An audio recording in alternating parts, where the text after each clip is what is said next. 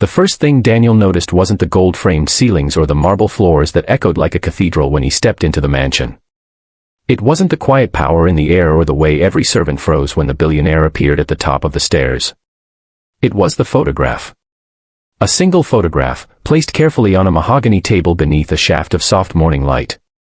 His heart stopped so suddenly he thought he might collapse right there, because the woman smiling back at him from that frame was supposed to be buried in the ground 3 years ago. She was his wife. The mother of his child. And as the billionaire descended the stairs and calmly asked why a poor man like him had come so far uninvited, Daniel heard his own voice shake as he whispered the question that would change everything: "Why is my wife's photo in your mansion?" Daniel hadn't planned to be brave. He hadn't planned to confront anyone, especially not a man whose name filled newspapers and whose wealth funded cities. He had only planned to survive. Since the night Maria died, life had become a slow, grinding battle of small humiliations and quiet pain. He woke up every morning before dawn to pack lunches he could barely afford, to braid his daughter Lily's hair with hands that still trembled from exhaustion, to smile for her even when his chest felt hollow. He drove an old delivery van that coughed and rattled like it shared his grief, working double shifts, sometimes triple, just to keep the lights on. At night, after Lily fell asleep clutching her mother's old sweater, Daniel would sit at the edge of the bed and stare at the walls, replaying memories he was afraid to forget. Maria laughing in their tiny kitchen. Maria dancing barefoot in the rain. Maria promising, even in the hospital, that everything would be okay. The photograph changed everything because it wasn't just Maria. It was Maria wearing a necklace Daniel had never seen, standing in front of a backdrop he didn't recognize, her smile softer, almost secretive. The billionaire, Victor Hale, stopped midway down the stairs when Daniel spoke. The room went silent, the kind of silence that presses on your ears. Victor's face, usually composed and unreadable, flickered with something Daniel couldn't name. Surprise. Pain. Fear. "Where did you get that photo?" Daniel demanded, his voice louder now, fueled by years of swallowed anger and unanswered questions. Victor studied him for a long moment, as if weighing whether the truth was worth the damage it might cause. Finally, he gestured toward a chair. "Sit," he said quietly. "If you are who I think you are, then you deserve to hear everything." Daniel didn't want to sit.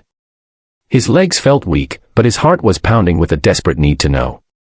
As he lowered himself into the chair, Victor remained standing, staring at the photograph as though it could speak back to him. He began to talk, and with every word, Daniel felt the world he thought he understood begin to crack. Victor explained that Maria had once saved his life. Years ago, before Daniel met her, before she became a wife and a mother scraping by in a small apartment, she had worked briefly as a private nurse. Victor had been gravely ill, betrayed by people he trusted, poisoned slowly for his inheritance. Maria was the only one who noticed the signs. She risked everything to expose the truth, refusing bribes, ignoring threats. When Victor recovered, he offered her money, protection, a new life. She refused. She asked for nothing except that he promised to help others the way she had helped him. "She never told me any of this," Daniel said, his voice breaking. Victor nodded. She didn't want credit. She didn't want attention. She wanted a simple life. Daniel's mind raced. Then why do you have her photo? Why was she living like we had nothing, while you live like this? Victor's eyes filled with something dangerously close to tears. Because she made me promise not to interfere. She wanted to be loved for who she was, not for what she had done. I watched from a distance. When she married you, when she had Lily, I knew she was happy. I respected her wish. Daniel's hands clenched. And when she got sick? When she died? Victor's voice dropped to a whisper. That is where I failed her. He confessed that he had known about Maria's illness earlier than Daniel had. A rare condition, treatable if caught in time, but expensive. Victor had tried to reach out anonymously, to arrange treatment without revealing himself, but bureaucracy and pride got in the way.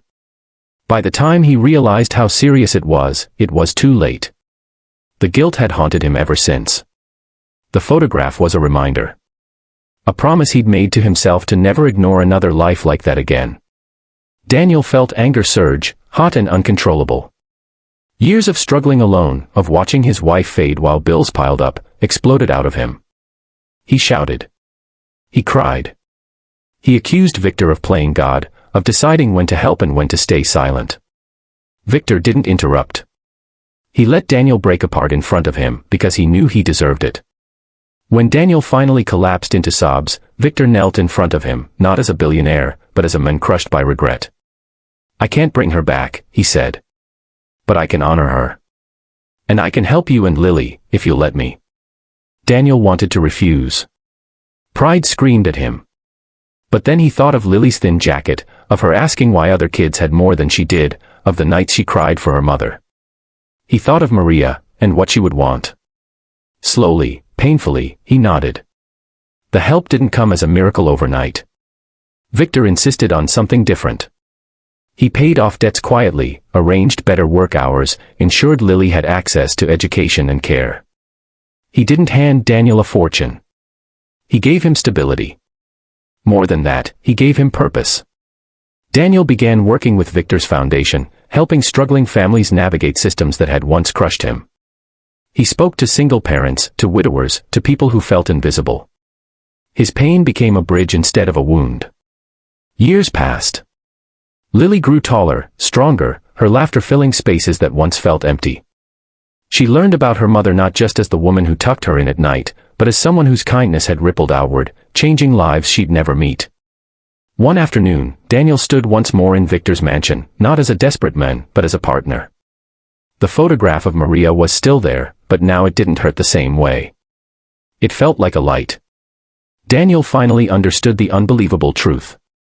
His wife's life had mattered far beyond their small apartment.